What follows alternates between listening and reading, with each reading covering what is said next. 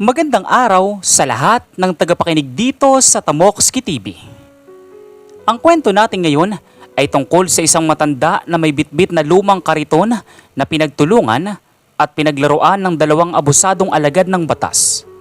Ngunit ang hindi nila alam, ang simpleng basurero na kanilang minaliit at pinagtripan ay ang mismong ama ng pinakamataas na general sa kanilang riyon na nagpanggap lamang upang subukin ang tapat na paglilingkod ng kanyang mga tauhan. Pero bago tayo magpatuloy sa ating kwento, ay maaari po ba akong makahingi ng isang subscribe at like sa kwentong ito? At sana po ay dumating sa inyo ang napakalaking blessings. Kaya hindi ko na po patatagalin ang ating kwento. Tara po at simulan na po natin. Sa ilalim ng nagbabagang sikat ng araw sa lungsod ng San Jose, isang matandang lalaki ang dahan-dahang nagtutulak ng isang lumang kariton. Ang karitong ito ay gawa lamang sa pinagtagpi-tagping kahoy. May kalawanging mga gulong na umiitit sa tuwing iikot at naglalaman ng mga lumang plastik na bote, karton at mga basurang maaari pang pakinabanganan. Ang matandang ito ay walang iba kundi si Mang Eduardo. Sa unang tingin, aakalain mong siya ay isang ordinaryong mamamayan na pinalilipas ang huling yugto ng kanyang buhay sa gitna ng kahirapan. Ang kanyang tsinelas ay pudpud na, ang kanyang damit ay may mga tahi, at ang kanyang mukha ay puno ng mga kulubot na tila nagkukwento ng mahabang panahon ng pagtitiis. Subalit sa likod ng marungis na anyong ito, may isang malalim at napakalaking sikreto si Mang Eduardo. Siya ay hindi isang tunay na basurero. Siya ang retiradong opisyal at ang mismong ama ng bagong hinirang na general ng buong riyon, si General Delpin Santos. Ang pagtulak niya ng kariton sa araw na iyon ay hindi dahil sa kakulangan sa pera, kundi dahil sa isang misyon. Isang lihim na pagsubok na siya mismo ang nagboluntaryong gawin upang makita kung tunay bang ligtas at may disiplina ang mga lansangan sa ilalim ng pamumuno ng kanyang anak. Kay dulas talaga ng buhay. Sa loob ng opisina ng aking anak, ang lahat ay tila ba perpekto. Ang mga ulat ay nagsasabing maayos sa mga komunidad. Ngunit dito sa kalsada, dito ko makikita kung ano talaga ang totoong kulay ng mga taong pinagkakatiwalaan nating magpatupad ng batas. Sabi ni Mang Eduardo sa kanyang sarili. Nagpatuloy sa paglalakad si Mang Eduardo habang hila-hila ang kanyang kariton. Papasok siya sa isang kilalang pampublikong liwasan kung saan madalas magpatrolya ang mga pulis. Sa hindi kalayuan, sa ilalim ng lilim ng isang malaking puno ng mangga, ay nakatayo ang dalawang nakadunong na alagad ng batas. Sila ay sina Robin at Aaron. Sa halip na magbantay ng seguridad, ang dalawa ay abala sa pagkukwentuhan, pagtawa at pag-ubos ng oras habang may hawak na malalamig na inumin. Sinasabi ko sa iyo, Aaron, iba talaga kapag may uniforme ka. Kahit saan ka pumunta, igagalang ka ng mga tao. Tingnan mo nga yung mga tindero dyan. Isang tingin ko lang, nagbibigay agad sila ng libreng merienda. Iyan ang tinatawag na kapangyarihan. Tama ka talaga, si Robin. Ang galing mo talaga pumosisyon. Kaya nga idol na idol kita eh. Pero nga pala, balita ko ay parating daw ngayon ng bagong general para mag-inspection sa mga susunod na araw. Hindi ba tayo dapat mag-ingat? Balita ko napakaigpit nyo at galing sa pamilya ng mga seryosong sundalo. Sus! Huwag ka mag-alala doon, Aaron. Ang mga general, nasa malalaking air condition na sasakyan lang yan. Hindi yan bababa dito sa maalikabok na kalsada para tingnan tayo. Ang importante, kapag may inspection, mag-ayos tayo ng mag-ayos. Pero habang wala pa, tayo ang hari dito sa lugar na ito. Habang nagmamayabang ang dalawang pulis, dumaan sa tapat nila si Mang Eduardo kasama ang kanyang maingay na kariton. Ang tunog na umiitit na gulong ng kariton ay tila bumasag sa masayang kwentuhan ng dalawa. Dahil sa kalumaan nito, medyo nahirapan si Mang Eduardo na itulak ito sa tapat ng nakaparadang motorsiklo ng mga pulis. Kaya't bagya itong sumagi sa gulong ng kanilang sasakyan. Walang anumang gasgas ang nangyari. Ngunit sapat na iyon para magbago ang timpla ng mukha ni Robin. Hoy matanda! Ano ba yung ginagawa mo? Bulag ka ba? Hindi mo ba nakikita na motorsiklo ng gobyerno? Itong tinatabihan mo ng basura mo? Hala ka, Tatang. Nabangga mo yung motor ni si Robin. Alam mo bang napakamahal niyan? Kulang pa yung buong kariton mo. Pati ang mga plastik mo kapag ipinaayos yan. Pasensya na po, mga kapitan. Medyo mabigat po kasi ang kariton at sumablay lang ng kaunti ang gulong. Wala naman pong pinsala ang inyong sasakyan. Patawarin niyo na po ang matanda. Patawarin! Ang lakas ng loob mong sumagot, matanda ka ha? Alam mo ba nakaharang ka sa daan? At saka sino bang nagbigay sa iyo ng permiso na magdala ka ng ganyang karumal-dumal na kariton dito? Sa liwasan, sinisira mong tanawin. Salip na makinig sa paliwanag ng matanda, hinawakan ni Robin ang unahan ng kariton ni Mang Eduardo. Sa puntong ito, nakita ni Mang Eduardo ang kawalan ng disiplina at ang tunay na ugali ng mga taong dapat sana ay nagtatanggol sa mga mahihirap, na tulad ng kanyang kinakatawan ngayon. Salip na matakot, mas lalong nag-obserba ang matanda sa bawat kilos at salita ng dalawa. Si Robin, parang ayaw pa yatang matakot nitong si Tatang sa atin, no? Tingnan mo, nakatitig pa sa iyo ng diretso. Walang katakot-takot sa batas. Parang pinaghahamon ka yata niyan na. Ganun ba? Mukhang hindi mo kilala kung sino ang kinakalaban mo, Tatang. Gusto mo yatang turuan kita ng leksyon tungkol sa kung sino ang may-ari ng kalsadang ito. Dito na nagsimula ang isang tagpo na magpapabago sa kapalaran ng dalawang pulis. Nang walang babala, biglang sinipa ni Robin ang gilid ng kariton ni Mang Eduardo. Dahil sa lakas ng sipa, nayanig ang buong istruktura nito at nagtumbahan ang mga nakasayong plastik na bote at karton sa maruming simiento. Huwag po, sir. Iyan lang po ang ikinabubuhay ko sa araw-araw. Huwag niyong sirain ang aking kariton. Ikinabubuhay. Wala akong pakialam sa kinabubuhay mo. Ang batas ay batas. At ang utos ko, ang batas dito. Aaron, tulungan mo ako. Ipakita natin sa matandang ito kung ano ang ginagawa natin sa mga matitigas ang ulo. Ang hindi alam ni na Robin at Aaron, ang bawat salitang kanilang binitawan, ang bawat sipa at ang bawat tawa ng pang-aapi ay dahan-dahang naglalagay sa kanila sa isang pinakamalalim na hukay na hindi nila kayang takasan. Ngunit ano pa nga ba ang gagawin ng dalawang pulis sa kariton ng matanda? At paano kaya tutugon si Mang Eduardo kapag tuluyan ang nawasak ang kanyang kariton na siyang tanging saksi sa ginagawang kalokohan ng kanyang mga tauhan? Sa ilalim ng nagbabagang sikat ng araw, nagkalat sa kalsada ang mga plastik na bote, lumang dyaryo at mga karton na pinaghirapang ipunin ni Mang Eduardo. Ang mga tao sa paligid ay nagsisimula ng mag-usisa, ngunit walang sino man ang naglalakas loob na lumapit. Natatakot silang lahat kay Robin, ang pulis na kilala sa pagiging marahas at mapang-abuso sa kanilang lugar. Habang nakatayo si Mang Eduardo sa tapat ng kanyang natumbang kariton, ang kanyang mga mata ay nanatiling kalmado. Ngunit sa loob ng kanyang puso, labis ang kanyang pagkadismaya sa mga taong binihisa ng gobyerno upang maging tagapagtanggol ng mamamayan. Si Robin, tingnan mo. Mukhang mas bagay sa matandang iyan ang magpulot ngayon ng nakaluhod. Tingnan mo muka. Parang iiyak na ewan.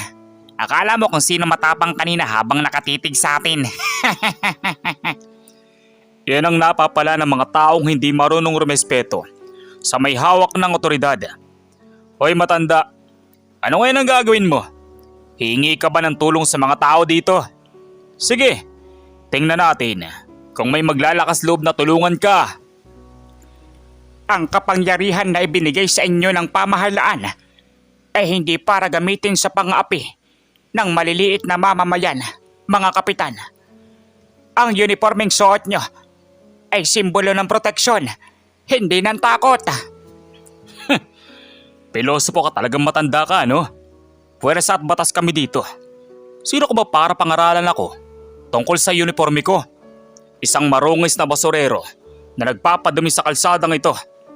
Aaron, huwag mo lang basta panuorin yan.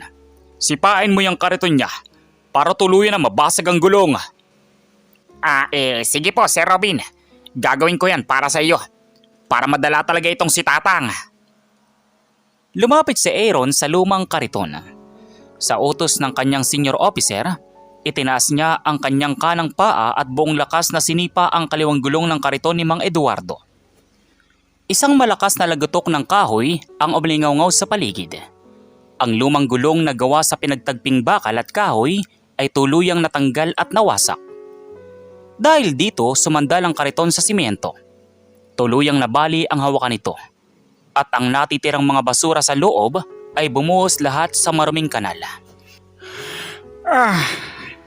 Kasiraan. Ang daling sirain ng mga bagay na pinaghirapan ng iba. Sana ay ganyan din kayo kabilis mag-ayos ng mga problema sa lipunan.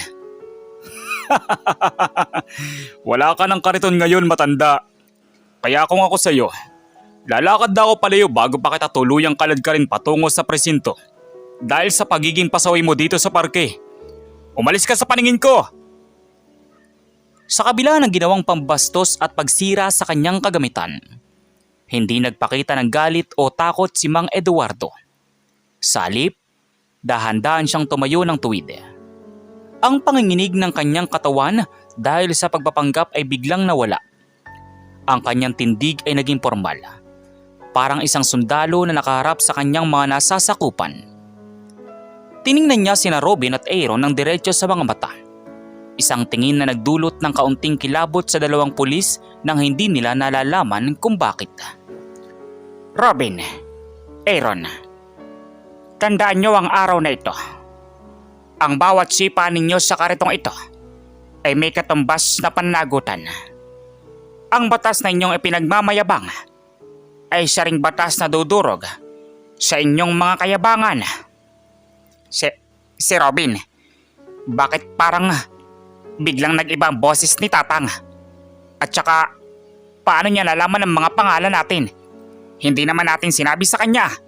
Nakasulat ba sa nameplate natin? Ano naman pakialam ko kung alam niyang pangalan natin? Nakasulat sa dibdib natin, oh. Malamang inabasa niya. Huwag ka matakot sa matandang yan, Aaron. Nagmamarunong lang yan para hindi magmukhang kawawa. Habang nagtatalo ang dalawang pulis, dahan-dahang kinapa ni Mang Eduardo ang kanyang bulsa sa lumang pantalon. Mula rito ay inilabas niya ang isang mamahaling smartphone. Isang bagay na hindi mo aakalaing pagmamay-ari ng isang marungis na basurero. Pinindot ang ilang numero, inilagay niya ito sa kanyang tenga. Ang dalawang pulis ay napangangana lamang habang pinapanood ang matanda na tila may tinatawagan na napakahalagang tao. Delphine, nandito ako ngayon sa pampublikong liwasan ng San Jose. Ang iyong mga tauhan na sina Robin at Aaron. Oo, sila nga. Sinira nila ang aking kariton at pinaglaruan ang aking pagkatao. Dalhin mo ang buong pwersa mo rito ngayon din. Tapos na ang aking pagsubok. Pagkababa ng telepono ni Mang Eduardo, binalot ng katahimikan ang paligid. Si Robin ay biglang napanunok, habang si Aaron naman ay nagsisimula ng pagpawisan ng malamig. Sino si Delphine? Bakit gano'n na lamang kalakas ang loob ng matandang ito na mag-utos na parang isang mataas na pinuno? Ang pangalang Delphine ay isa lamang ang kahulugan sa buong rehiyon. Ang kanilang bagong general, si General Delphine Santos. Si Robin, narinig mo ba yun? Delphine daw ang pangalan ng tinawagan niya. Hindi kaya si General Delphine ang tinutukoy niya? Patay tayo, sir. Sinasabi ko na nga ba, dapat hindi natin pinatulan itong matanda eh. Tumahimik ka nga, Aaron. Imposible. Nagpapanggap lang yan. Isang general, magiging tatay ng isang basurero. Nagbibiro ka ba? Nananakot lang yan para makatakas. Hoy, matanda. Huwag mo kaming madelpin-delpin dyan, ha? Hindi mo kami matatakot sa ganyang palabas mo. Ngunit ang kayabangan ni Robin ay unti-unti nang nilalamon ng takot nang marinig nila mula sa kalayuan ang sunod-sunod na tunog ng mga sirena ng pulisya. Hindi lang isa, hindi lang dalawa, kundi isang buong konvoy ng mga itim na sasakyan ng pamahalaan ang mabilis na patungo sa kanilang kinaroroonan. Ang mga gulong ng mga sasakyan ay nagmabilis sa paginto sa tapat mismo ng parke. At mula sa loob nito ay nagsibabaan ng mga armadong tauhan ng Special Action Force. At sa gitna ng mga ito, bumaba ang isang lalaking may mataas na ranggo. Nakasuot ng kumpletong uniforme ng general na may galit at seryosong mukha. Ano kaya ang gagawin ni Robin at Aaron kapag napatunayan nilang ang matandang kanilang pinagtripan ay ang ama ng kanilang pinuno? Paano kaya haharapin ng general ang kanyang mga abusadong tauhan? Ang buong pampublikong liwasan ng San Jose ay binalot ng matinding tensyon. Ang tunog ng mga nagtiningang sirena ay tila naging hudyat ng nalalapit na paghukom. Isa-isang nagbabaan ng mga armadong sundalo at matataas na opisyal ng pulisya na mabilis na pinalibutan ang buong paligid. Sa gitna ng convoy, dahan-dahang bumukas ang pinto ng isang mamahaling itim na SUV. Mula rito ay bumaba ang isang lalaking may tindig na tila bakal. Seryoso ang mukha at may 4 na bituin sa kanyang balikat. Walang iba kundi si General Delfin Santos. Sa paghakbang ng general patungo sa kinaroroonan ni Aaron at Robin, ang bawat yabag ng kanyang sapatos ay tila kulog sa pandinig ng 2 abusadong pulis. Si Robin, na kanina lang ay parang hari kung magsalita, ay biglang napatayo ng tuwid. Ngunit ang kanyang mga tuhod ay nagsisimula ng manginig. Si Aaron naman ay halos maiyak na sa takot, habang ang kanyang manipis na boses ay hindi na magawang makapagsalita ng maayos. Sir, magandang araw po. General Delfin Santos. Sir, nagpapatrolya po kami rito sa parke upang mapanatili ang kaayusan, sir. Magandang araw po, General. Ako po si Police Aaron. Laging handang maglingkod, sir. Hindi sila tiningnan ng general. Nilagpasan niya ang 2 pulis na parang mga hangin lamang. Ang kanyang mga mata ay nakatutok sa nag-iisang tao na nakatayo sa gitna ng mga nagkalat na basura at ng nawasak na kariton. Si Mang Eduardo. Sa harap ng maraming tao at ng kanyang mga kasamang opisyal, ang makapangyarihang general ay biglang yumuko. Hinubad ang kanyang sombrero at lumapit sa marungis na matanda na may malalim na paggalang. Ama, patawarin niyo ako kung nahuli ako ng dating. Ayos lang po ba kayo? May masakit po ba sa inyo? Anong ginawa nila sa inyo? Ang salitang ama na nagmula sa bibig ng general ay tila isang malakas na kidlat na tumama sa utak ni Robin at Aaron. Parang binalot ng yelo ang kanilang buong katawan. Ang matandang tinawag nilang marungis, ang matandang sinigawan, tinawanan at siniraan ng kariton dahil lamang sa kanilang kapretso ay ang mismong ama ng pinakamataas na pinuno ng buong rehiyon. Sir Robin, patay na talaga tayo. Hindi lang basta patay, ililibing pa tayo ng buhay. Tatay nga niya ang basurero. Anong gagawin natin, sir? Kasalanan mo to eh. Tumahimik ka, Aaron. Huwag kang magpanik. Mag-isip tayo ng palusot. Kailangan nating sabihin na hindi natin alam na nagpapatupad lang tayo ng batas ukol sa kalinisan. Dahan-dahang lumingon si Mang Eduardo sa kanyang anak. Pinagpagan niya ang kanyang lumang pantalon. Tsaka binalingan ng tingin ang 2 pulis na ngayon ay mistulang mga basang sisiw sa takot. Ang mukha ng matanda ay walang bakas ng galit, kundi isang malalim na awa sa kawalan ng disiplina ng mga ito. Ayos lang ako, Delfin. Ang aking katawan ay matibay pa mula sa mga nakaraang dekada ng pagsisilbi sa bayan.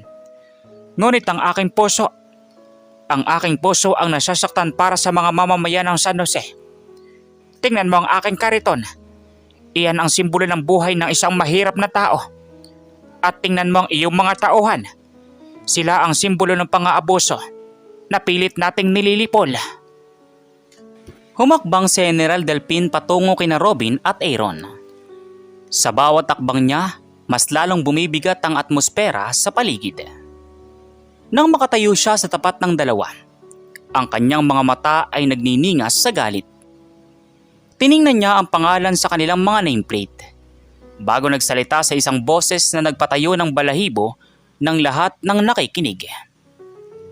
Robin, Aaron, sino nagbigay sa inyo ng karapatan na sirain ang kagamitan ng isang mamamayan? Sino nagturo sa inyo ng uniforming iyan ay ginagamit para pagtripan at pahiyain ang mga matatanda at mahihirap sa lansangan? Sagot! General, umihingi po ako ng paumanhin. Hindi po namin alam na ama ninyo siya. Ang akala po namin ay isa lamang siyang ordinaryong basurero na umaharang sa daan ng mga sakyan ng gobyerno, sir. Nagpapatabad lamang po kami ng clearing operation, sir. Tama po sir si Robin. General, hindi po talaga namin sinasadya.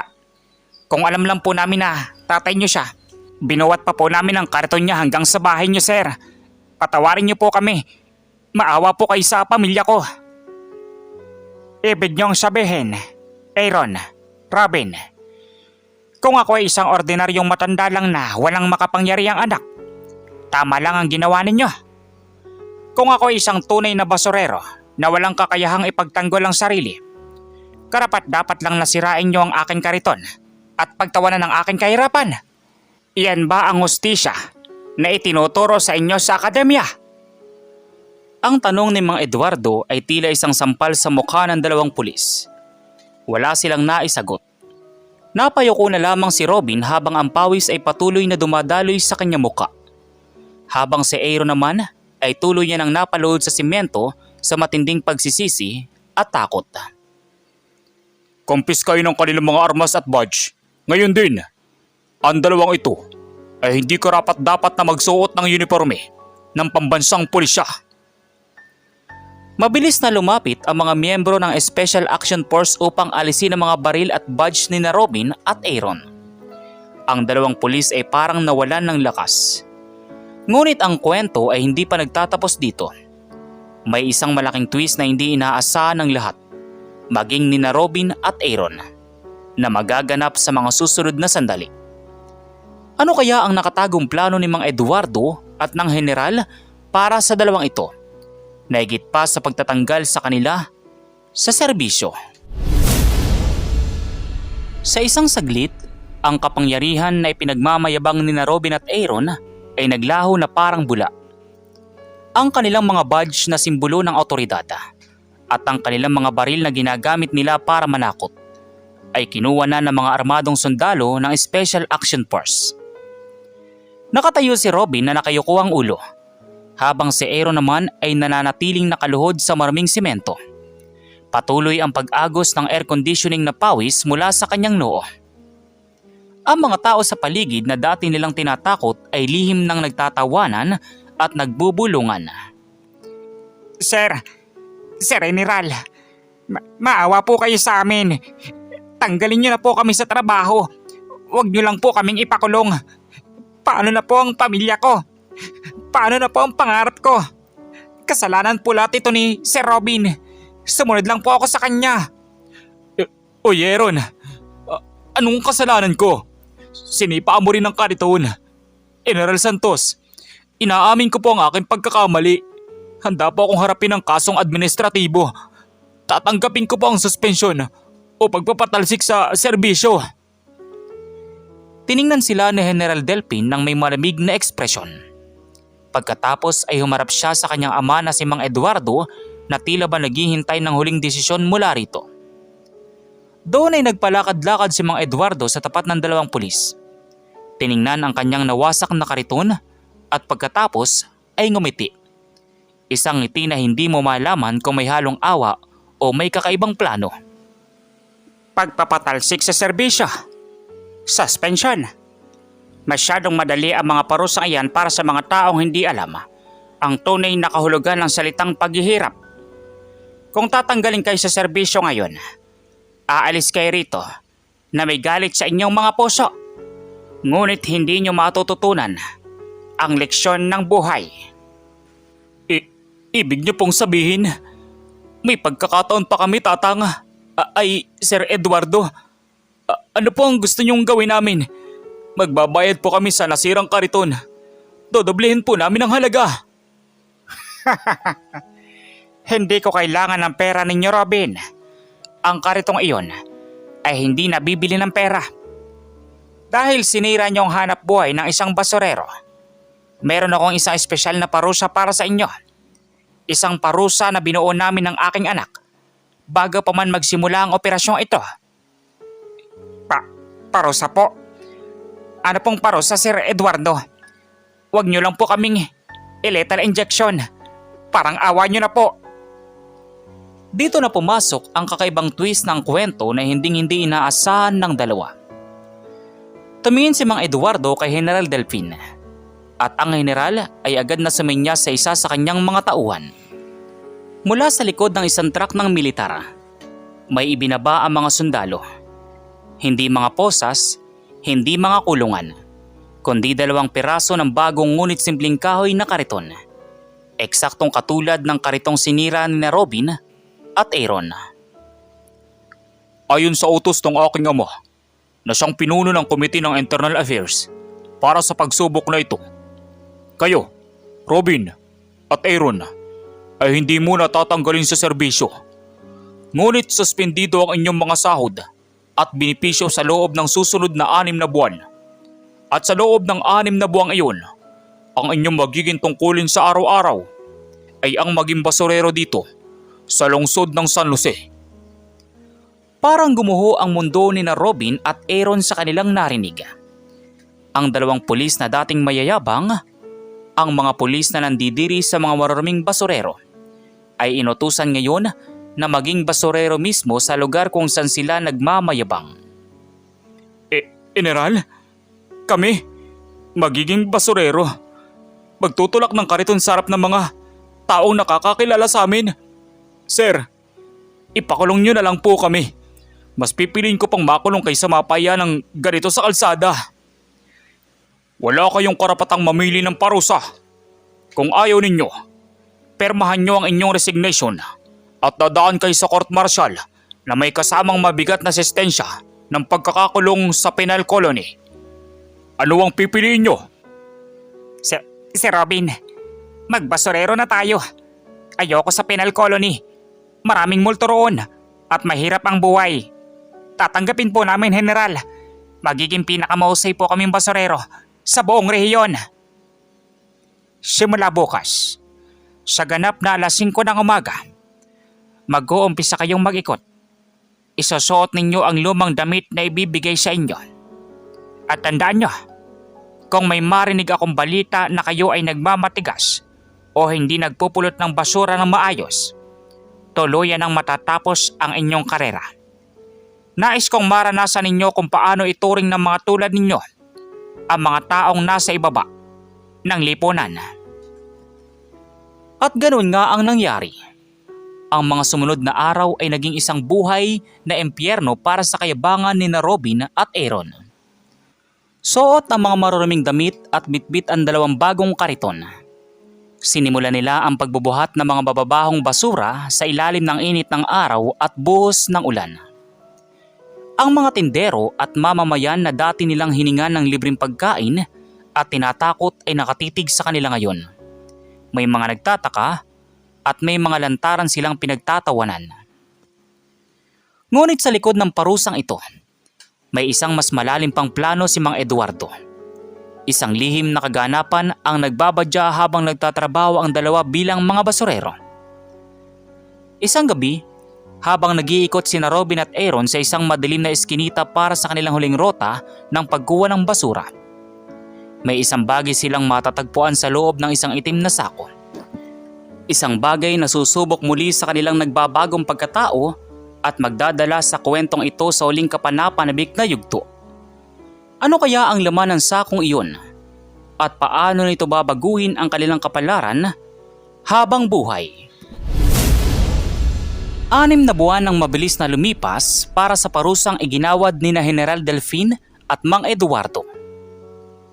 Sa loob ng panahong iyon, ang makisig at mayabang na si Robin ay nangayayat. Umitim ang balat dahil sa tindi ng sikat ng araw at nawala ang tikas ng kanyang malalim na boses.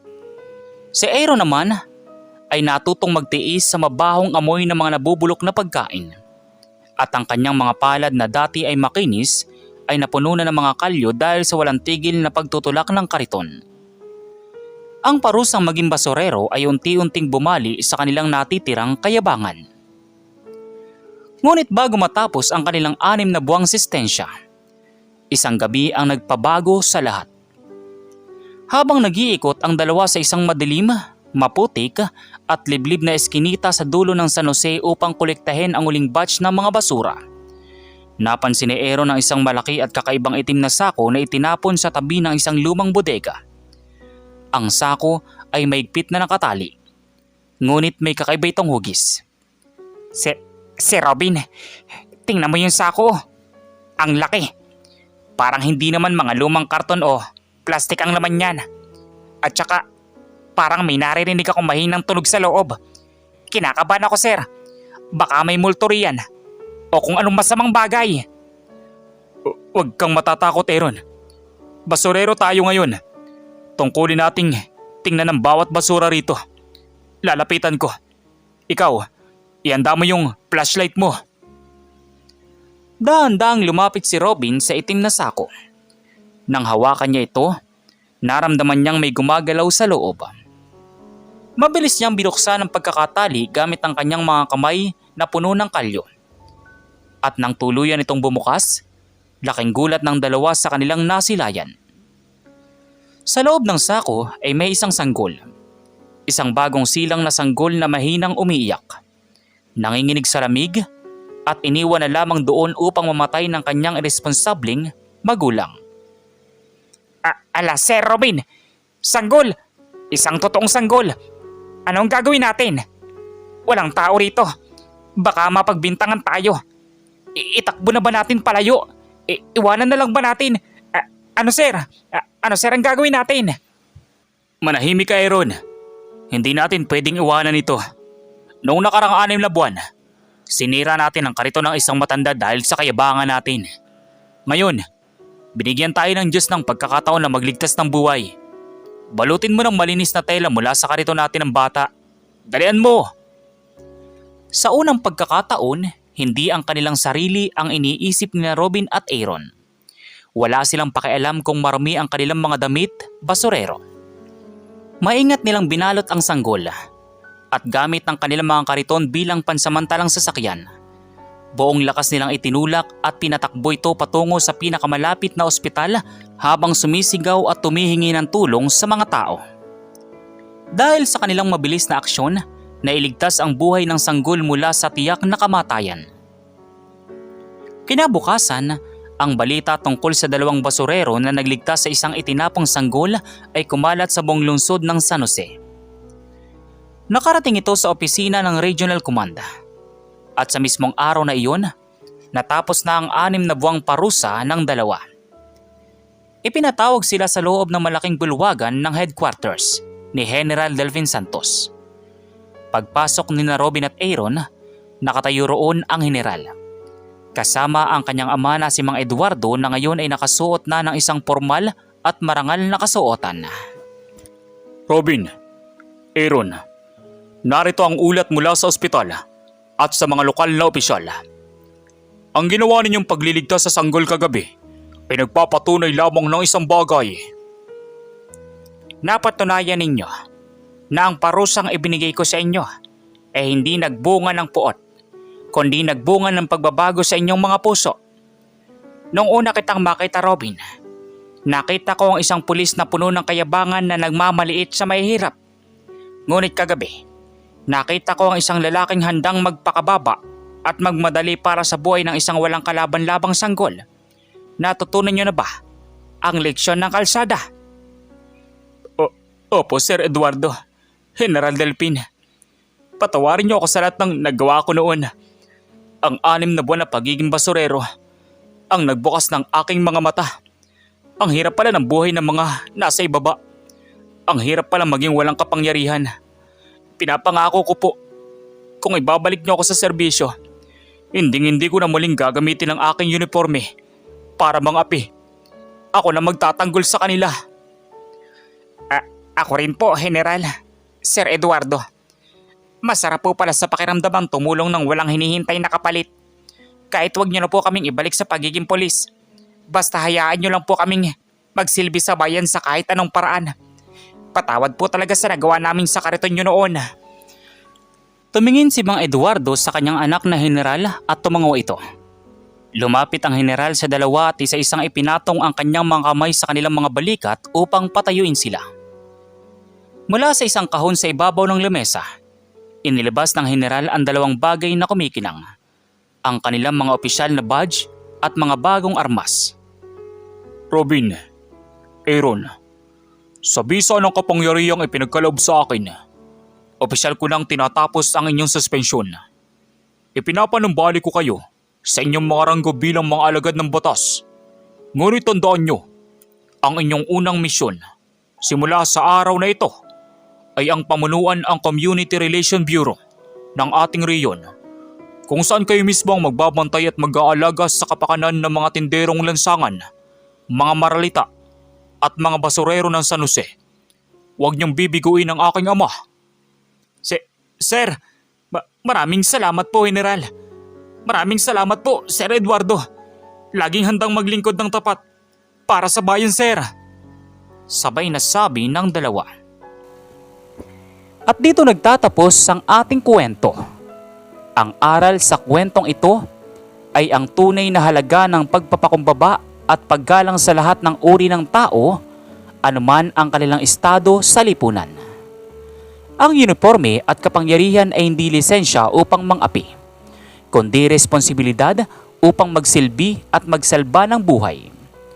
Huwag nating hamakin ang mga taong nasa ibaba dahil hindi natin alam ang kwento sa likod ng kanilang pagsisikap at kung minsan, ang mga taong minaliit natin ang siyang magtuturo sa atin ng pinakamalaking leksyon sa buhay. Ang tunay na karangalan ay nasa puso, hindi sa ranggo. Kayo, ano pong masasabi niyo sa kwento natin ngayong araw? At kung ano mga aral po ang mga natutunan ninyo? Maaari niyo po bang i-comment dito sa baba sa comment section para muli ko pong mabasa? So once again, inuulit ko pong muli. Ako po si Tamokski TV. Kita-kita po tayong muli sa mga susunod pa nating maraming mga kwento. Thank you and God bless you all. Peace out.